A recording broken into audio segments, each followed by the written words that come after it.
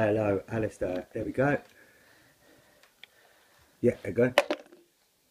Hello, Dan Glass. Hello, Alastair. Thank you. The most important thing, Slanchivar. Yes. Slanchivar, thank you. As we get it. Yes. This is so good, thank you. Good to see you. You've been telling me. By the way, if his supervisor, are you doing a PhD? No, it's for a book. A book. Well, if his editor is watching this, Dan's technique is he gets his people away.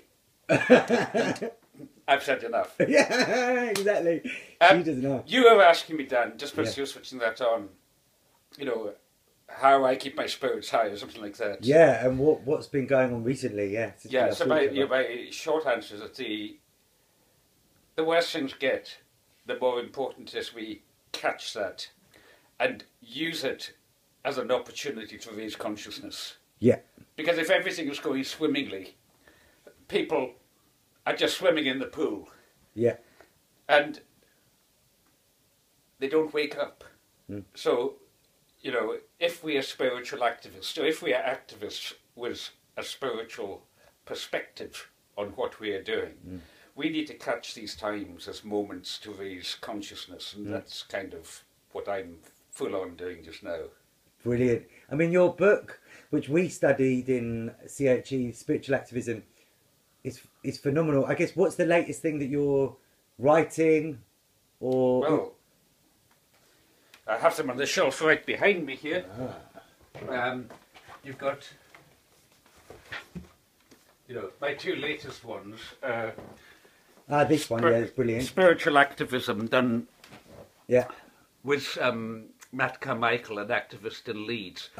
And that is the summary of, well, that is the material for the course that you did at the Centre for Human Ecology, the module I taught in spiritual activism. Yeah. That Matt updated to speak also to younger activists. By the way, look at the cover of that. Yeah, it's amazing. That was done by Vic Brown.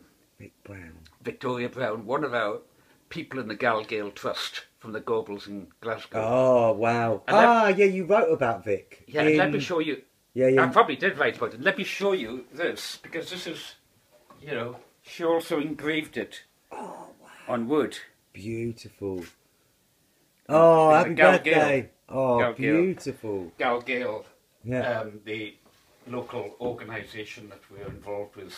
Yeah. And then the other book is, you know, this is a really major. Is that because I've got the hardback? You've got the hardback of that, yeah. It's got a white, different cover. Oh, that's beautiful. Change the cover.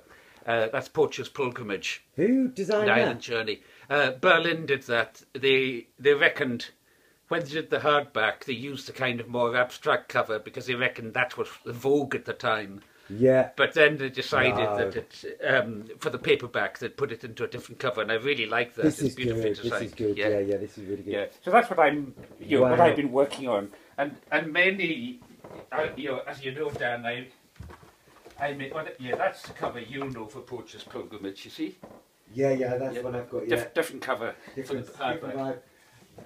But so, basically, you know, most of my livelihood comes from speaking, being invited to do keynotes at events and workshops and so on. Yeah. Because you make very little in royalties. I mean, each hardback that sells, I will get, it sells for 10 quid. Supposedly I get, I think it's 7% or something. That's 70 pence. But because they sell at, you know, less than 50%, I end up maybe getting about 30 pence a copy. Oh, wow. So that's why it's the speaking and so on that keeps me going. So I'm always on the road going off doing things. Yeah. Where's your latest favourite speaking engagement you've done? Well, the latest one was the creative writing students at Dundee University. Oh, nice. And that night a debate was a conservative evangelical minister, who you may well know, David Robertson, because he's always in the news on issues such as gay marriage and the trans issue. Yeah. Now, taking the conservative evangelical stand. Yeah. We didn't actually debate that night. It didn't come up in anybody's questions. Yeah. But, you know, we were debating theology. And my theology is a liberal or progressive theology. It's a mystical, spiritually based theology. His theology is absolutely centered on the Bible. Yeah. I'm sure he would want to say that that is also mystical and spiritual, Yeah. but very, in a literal sense, read through the paradigm of the Bible, both the Hebrew Bible, the what Christians slightly rudely call the Old Testament, Yeah. and the New Testament, including, most importantly, the four Gospels of Jesus. Yeah. So we had a theological debate about that. That was the most recent one. Oh, amazing. I can imagine that was quite something. I guess to put the context of the book, so it's the 50th anniversary this year of the Stonewall riots in New York, where two trans, black, homeless women started the riot by throwing bricks against the police who were invading the gay bar. And this was before it was decriminalised, being gay. And so that started the modern pride movement by challenging police brutality and starting pride celebrations and the marches and the protests. And then activists from the Gay Liberation Front in London went to New York, found out about it, and then started Pride in London, and then it spread all over the world. So it's really historic and poignant anniversary when it comes to liberation. But I've interviewed loads of amazing... So I'm basically interviewing the people who started Pride, the ones who are still alive, and then younger generation activists to look at the legacy of it today.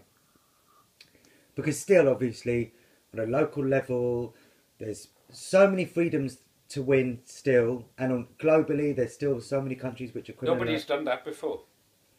Not on a British Not on the perspective. No. Not British, no. Yeah, a few theses and so on I would have expected, but Few what? a few PhD theses. Yeah, exactly. Lots of American... Yeah. Like, I find activists in America write their theories and their analyses and their autobiographies a lot more than we do in Britain. They're like, yeah, we can do that, yeah, we can. We don't really have a culture of writing activists or spiritual activist books, because I guess in America there's much more of a can-do culture about it. And I think there's a much bigger market in America if you can get into it. So that makes it easier to support the publishers. Also, ironically, although they have supposed separation of church and state, as a backside of a dollar bill shows you in God we trust, they are outwardly more religious, whereas the British are much more, especially the English, which is a greater part of the population, are much more reserved in such matters. Yeah. So you can kind of do it more comfortably. Yeah, exactly. In fact, funnily enough, you say that, but the very book, or your phone's on it, I won't lift it up, but they're the book by a guy, Philip Goldberg. You've got a Jewish background, and interestingly, Goldberg, who I presume is Jewish from his name, or very likely, he's pointing out a lot of these spiritual activists are people of Jewish provenance. Wow. There's who have we got on the shelf here? Adrian Rich, I think, with a mixture of Jewish and Presbyterian. What's his name? We did Howell Allen Ginsberg. There's a whole raft of them. And what he's oh my goodness, I got carried away on a sidetrack, and I've forgotten the main point I was going to make about it. American that's right, American figure. What he's pointing out is that it was when, via the British Empire, via India, the Veda, the Upanishads and Bhagavad Gita and what have you, when they came to America, that the whole sort of thing that we came to call the New Age movement or the counterculture movement took off. Because you had the meeting of the ideas with a receptacle that was hungry for them, because conventional Christian stuff wasn't feeding people. And you had moneyed people, wealthy heiresses and that kind of stuff, who resourced it. Yeah, exactly. It's really, I've written that down. I'll look to get it. I guess it's... So I've interviewed loads of amazing people and activists involved in different areas at LGBT. And when I say queer activism, you don't have to be queer. You have to be queer in the metaphorical sense, i.e. seeing above and beyond the immediate, like the binaries, and seeing the deeper magic which you write about. And why that no one's really spoken about spirituality and how spiritual. Seriously? Not really, and I think it's because a lot of people on a subconscious level associate spirituality with homophobic religious texts. Yeah, they confuse spirituality and religion. Exactly. So, Yeah. and I've been on a big journey since we did the course. I did the course in 2006. Yeah. Because the spiritual activism. Yeah. now, at the time, I was like, oh, I don't want to touch it because I associated it with Jewish texts that you're going to burn in hell. So I was like, no, thanks, Alastair. But now I've got it's true for you, Dan. It's true. You know, Jesus never said anything about the gays, but you've got it coming. He never feels it. Exactly. And I think now it's come full circle, and I've seen, well, in the last 5-10 years, seen really that, you know, when you talk about so many things in the spiritual activism book, whether it's Jung and transcendentalism, and or the liminal spaces, transpersonal psychology, Eastern insights from Eastern faiths, and the deeper magic, and just, you know, the fundamental question: is there such a thing as spiritual reality? Is it valid? Remember, you know, the first lesson I teach, when we did when we do the spiritual activism course, the first week, would be looking at the question: is there any evidence for spiritual reality?